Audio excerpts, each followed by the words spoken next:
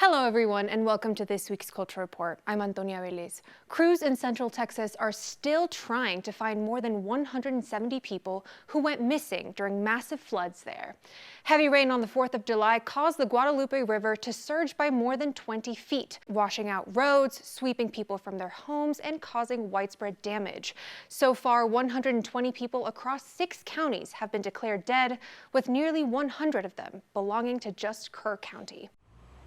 As the death toll has risen, so have questions about whether this was preventable, or at least if more lives could have been saved. Heading into the holiday weekend, there was no question that severe weather in Central Texas was possible. The National Weather Service had a flood watch in effect for areas of Central Texas on July 3rd, the day before the floods, around 1:30 in the afternoon.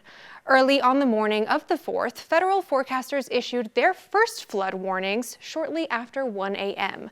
That warning turned into a flash flood emergency declaration about 3 hours later. Shortly after that, the Guadalupe River reached its major flood state, eventually cresting at nearly 30 feet. Some of the people impacted say a better warning system could have helped save lives, especially considering alerts sent to phones may not have been heard in the middle of the night or even received in more rural areas.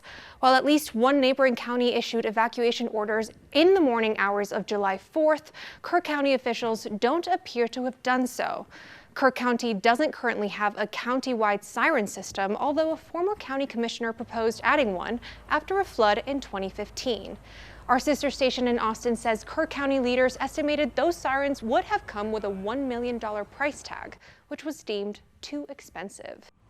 Way back before this flood even happened, a man named Marshall Freck created the documentary Flash Flood Alley in 2005, highlighting the flooding problems in Texas. It was meant to be a cautionary tale, but Freck says his move was an exact blueprint for the devastation in Kerrville.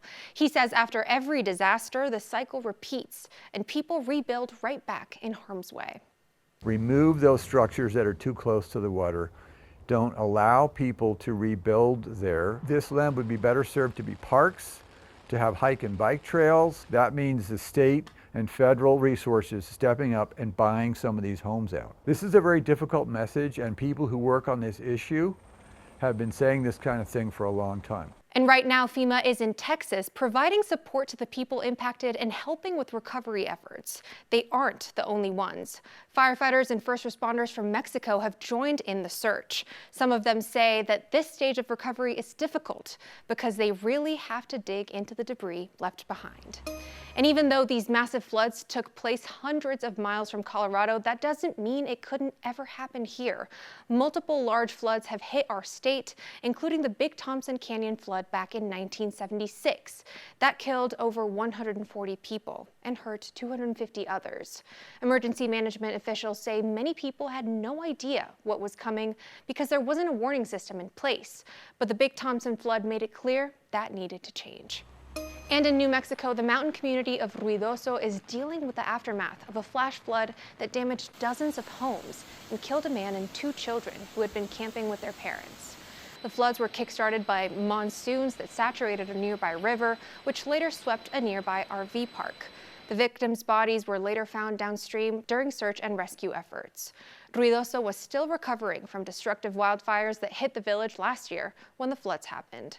As cleanup work continues, the mayor said it might be a while before some neighborhoods get utilities back, as floodwaters reportedly fractured water lines and got into the sewer system. And President Donald Trump and the GOP are celebrating a big win with the passage of the so-called Big Beautiful Bill. The bill is set to affect just about everyone in the United States. But what exactly is in the bill? Here's a quick breakdown of some of its impacts. First, the bill is giving corporate America a big boost. It extends the 2017 tax cuts passed during President Trump's first term. The bill would allow businesses to fully write off the cost of equipment in the first year it was purchased, an incentive that has been phasing out since 2023. And the country's wealthiest people stand to benefit a lot from the bill. An analysis by the Penn Wharton budget model found that the net income for top 20% of earners would increase by nearly $13,000 per year. That number is even higher for the top 0.1% of earners. The analysis also found their average annual income would increase to more than $290,000. Now, the bill also helps fulfill a major Trump goal. It allows him to dramatically expand his immigration crackdown. CBS reports the package gives ICE unprecedented funds, which will help bolster its efforts to arrest and deport immigrants living in the U.S. without proper documentation. The funding will reportedly make ICE the highest-funded law enforcement agency in the federal government. Now, to make up for those costs, the bill aims to make major cuts impacting low-income Americans. The bill enacts historic cuts to programs like Medicaid. Some of the changes would be the addition of federally mandated work requirements to Medicaid for the first time in its 60-year history. That means millions of Americans are expected to lose their health care benefits. And a similar mandate applies to the Supplemental Nutrition Assistance Program, or what is known as SNAP. That's the formal name for food stamps. The bill broadens the existing work mandate to enrollees ages 55 to 64 and to parents of children ages 14 and older. Experts say millions of Americans stand to lose their benefits because of this new requirement. The changes would require states like Colorado, with an error rate above 6%, to cover part of the cost. Food bank advocates fear the state would have to drop people from the program, meaning thousands of more clients for them. This network and our partners and community are so incredibly generous, but despite that generosity, there's just not an ability to continue to meet this increasing need. Now, all of this is expected to add to the nation's deficit. According to the Congressional Budget Office, the bill will increase the deficit by more than $3 trillion over the next decade. Experts say adding trillions to the debt risks lifting already elevated interest rates, which makes it more expensive to buy things like a car or a home. And a New Hampshire federal judge certified a lawsuit that challenges President Trump's executive order ending birthright citizenship and issued a ruling to pause that order.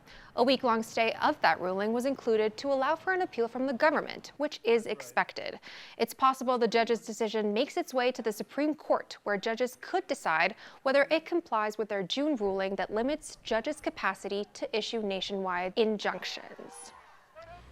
President Trump and Florida Republican solution for arrested migrants is sending them to a newly built detention facility, dubbed Alligator Alcatraz. Florida state leaders say housing migrants there will ensure no one escapes because the surrounding marshland is full of crocodiles, alligators, and other wildlife. Officials say it will be able to hold around 3,000 detainees when it becomes fully operational. The facility has come with its fair share of pushback from environmental groups. Environmental advocates say it'll destroy the Everglades-sensitive ecosystem and clean water. And in the Middle East, bloodshed continued in Gaza this week as talks of a ceasefire between Israel and Hamas took place at the White House. President Trump met with Israeli Prime Minister Benjamin Netanyahu to push for a truce, and despite reports of progress, there were no signs of a breakthrough. Hamas has said it will only release its remaining hostages in exchange for a lasting ceasefire and the withdrawal of Israeli troops from Gaza. But Netanyahu has promised to continue the war until the militant group is destroyed, and officials say Israel wants to keep troops in the territory. The AP reports that keeping forces in a southern corridor of the Gaza Strip is part of Israel's plan to drive hundreds of thousands of Palestinians along the Egypt border into what they call a, quote, humanitarian city. Critics are afraid this would lead to the forced displacement of much of Gaza's population, something human rights groups have warned would be a violation of international law. Trump has previously expressed his support for relocating Palestinians out of Gaza. And an independent United Nations investigator whose job was to look into human rights abuses in Palestinian territories was sanctioned by the Trump administration. Francesca Albanese is an Italian human rights lawyer who has been outspoken in her criticism against Israel's war in Gaza. She's urged other countries to pressure Israel to end its bombardment of the territory and supported the International Criminal Court's arrest warrants against Israeli officials for alleged war crimes. Reactions to the State Department sanctions have been mixed. The executive director of UN Watch, for example, applauded the decision. He had previously called for her removal and accused her of anti-Semitism and anti-Israel bias. On the other hand, the Human Rights Watch International Justice Director said the decision to sanction her is, quote, all about silencing a UN expert for doing her job. The exact impact of these sanctions are still unclear. And coming up after the break, we're taking a dive into a new study that may explain why some fans are so obsessed with Bad Bunny's music.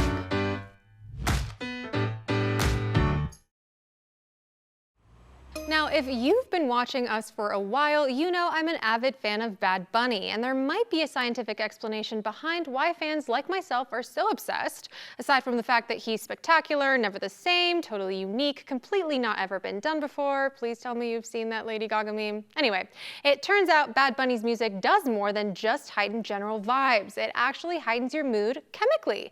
Latin media outlet Me Too reports that going to Bad Bunny concerts actually triggers a chemical reaction that strengthens community bonds.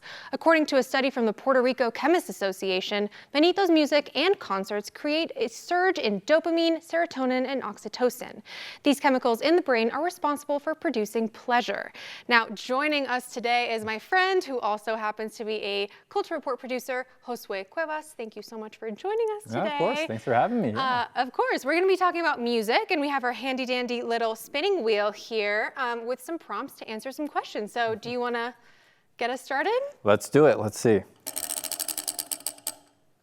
All right, best concert. Ooh, best concert. Okay, this is pretty easy for me.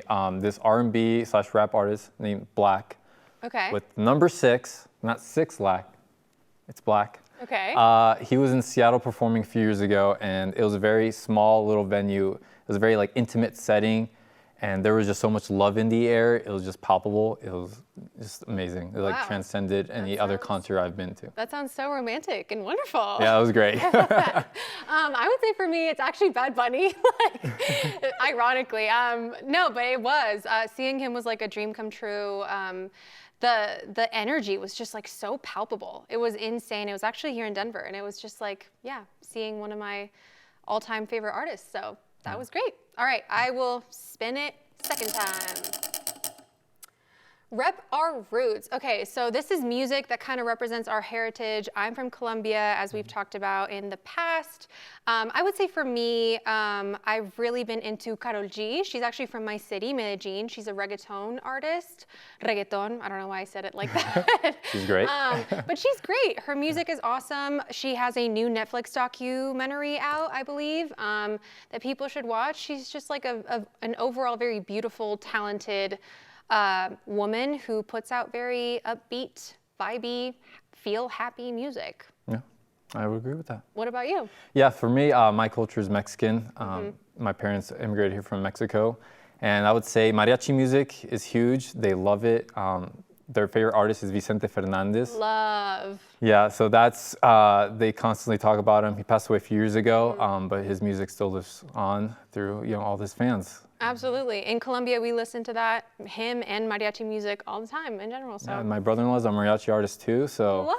That's sick. It's nice to have an artist in the family, so Yeah, he always for sings sure. songs when he's around, yeah. That's wonderful. All right, you want to give it a third spin?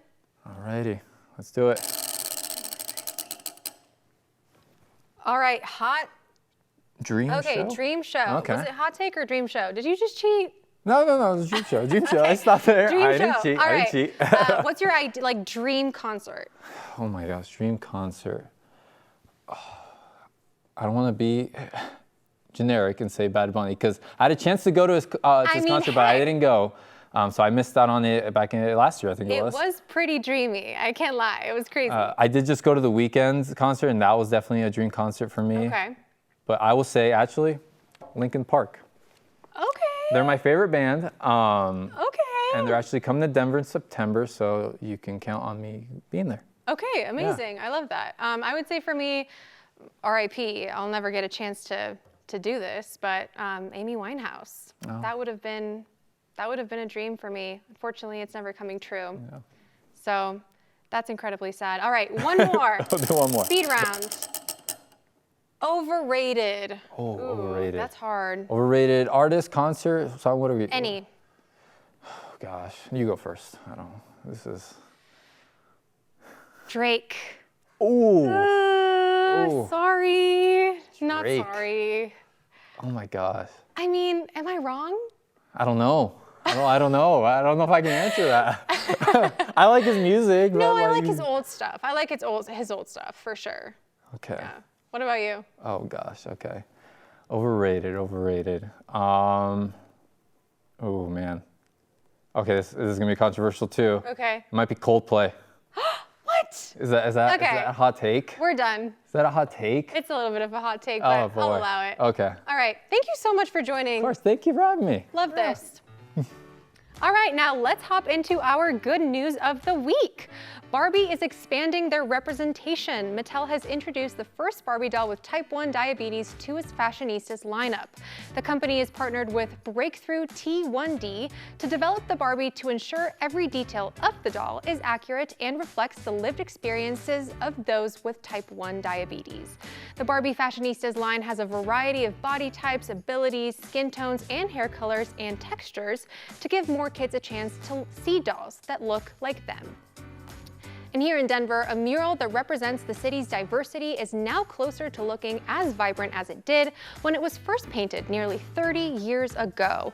The mural, titled Confluence People, was created in 1999 by Chicano muralist Emmanuel Martinez with the help of 50 high school students. The images that live under Spear Boulevard highlight Denver's early history when people from different backgrounds started arriving to the city in the 1850s. Now, decades later, the mural is being restored with fresh coats of paint and a protective layer to ensure it lasts for decades to come. The colors that I used were a lot more vibrant, and so bringing that back just kind of it brings the whole scenarios back to life again. And finally, a team of researchers at the Denver Museum of Nature and Science recently discovered a nearly 70-million-year-old dinosaur fossil, get this, under the museum's parking lot. The partial bone fossil was found nearly 800 feet below the surface and has been identified as the deepest and oldest dinosaur fossil ever found within city limits. The bone has since been identified as a vertebrae of a herbivorous dinosaur found in late Cretaceous rocks dating back approximately 67.5 million years. The unexpected discovery was made during a geothermal drilling project earlier this year. Thank you so much for joining this week's Culture Report. We'll be back to continue the conversation right here on 9 News Plus and 9news.com.